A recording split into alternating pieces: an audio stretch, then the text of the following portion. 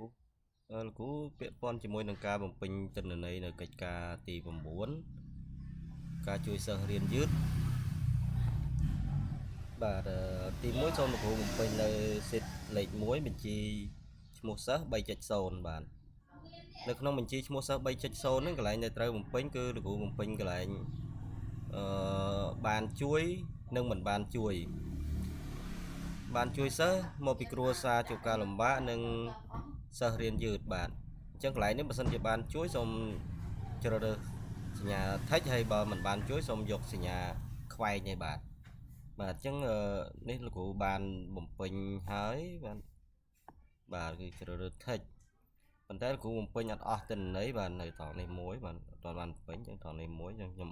សន្មត់លោកគ្រូថិចដែរចាបាទនេះទិន្នន័យនេះ 100% នៅកន្លែងត្រង់នេះ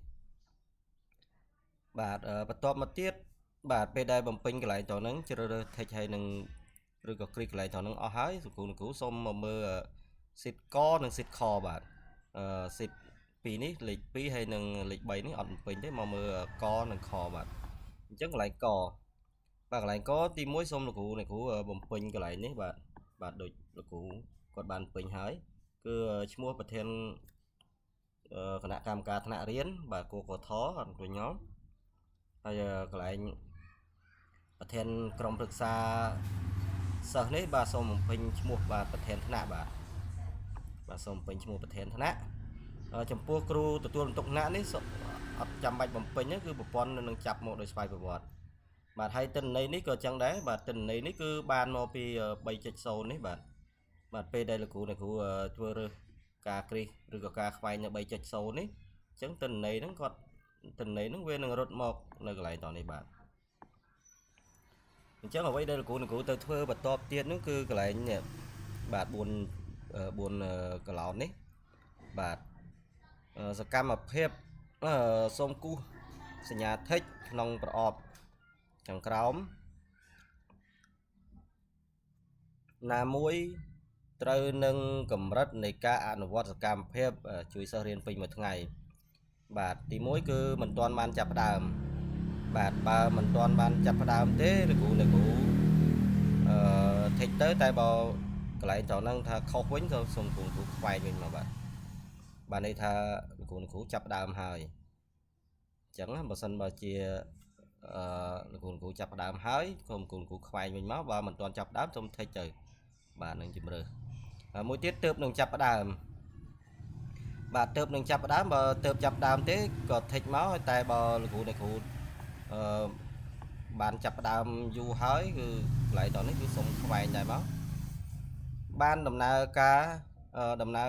បានច្រើនបាទបើដំណើរការបានច្រើនបាទសូមគ្រូថិចចឹងមកហើយដំណើរការពេញលេញបាទដំណើរការពេញលេញក៏សូមថិចដែរបើអត់ពេញលេញទេអាចជ្រើសរើសសញ្ញាខ្វែងបាទនេះចំពោះសិទ្ធកបាទហ្នឹងអញ្ចឹងខ្ញុំសូមដាក់ទៅតាមលំនាំដើមរបស់លោកគ្រូដែលគាត់បានបំពេញវិញបាទនេះជាឧទាហរណ៍បាទអញ្ចឹងសូមមកមើលសិទ្ធមួយទៀតគឺសិទ្ធខបាទនៅក្នុងសិទ្ធខនេះគឺទិន្នន័យបាទឈ្មោះប្រធានគណៈកម្មការថ្នាក់រៀនកកថហើយក្រុមប្រឹក្សាសិស្សហើយគ្រូបន្ទុកថ្នាក់គឺវាមកស្វ័យប្រវត្តិអញ្ចឹងអ្វីដែលលោកគ្រូត្រូវជ្រើសរើសឬក៏ត្រូវបំពេញគឺមានតែ4កន្លោននេះដដែលដូចមិញអញ្ចឹងបាទកន្លែងត្រង់នេះអញ្ចឹងលោកគ្រូមើលទៅសិស្សមានផែនការរៀនសូត្រអាណាព្យាបាលចុះហត្ថលេខាអញ្ចឹងគ្រូបើគិតថាបើសាលារបស់គ្រូមែនបាទសូមថិចមកហើយបើអត់ទេសូមខ្វែងបាទមួយទៀតគ្រូទទួលបន្ទុកថ្នាក់មានបញ្ជីឈ្មោះសិស្សនិងនិទេសសិស្សរៀនយឺតអីបើមែនក៏សូមជ្រើសរើសថិចមកហើយបើអត់ទេខ្វែងមកបាទមួយទៀតគ្រូទទួលបន្ទុកថ្នាក់មានបញ្ជីឈ្មោះសិស្សនិងនិទេសសិស្សរៀនយឺតនៅកណ្ដាលឆ្នាំបាទមានដើមឆ្នាំមានកណ្ដាលឆ្នាំហើយមួយទៀតចុងឆ្នាំបាទគ្រូមែនសូមជ្រើសរើសសញ្ញាថិចហើយបើអត់ទេសូមជ្រើសរើសសញ្ញាខ្វែងបាទអញ្ចឹងនៅក្នុងកិច្ចការទី9ហ្នឹងគឺមានប៉ុណ្ណឹងបន្ទាប់មកគ្រូអាចចុចកន្លែង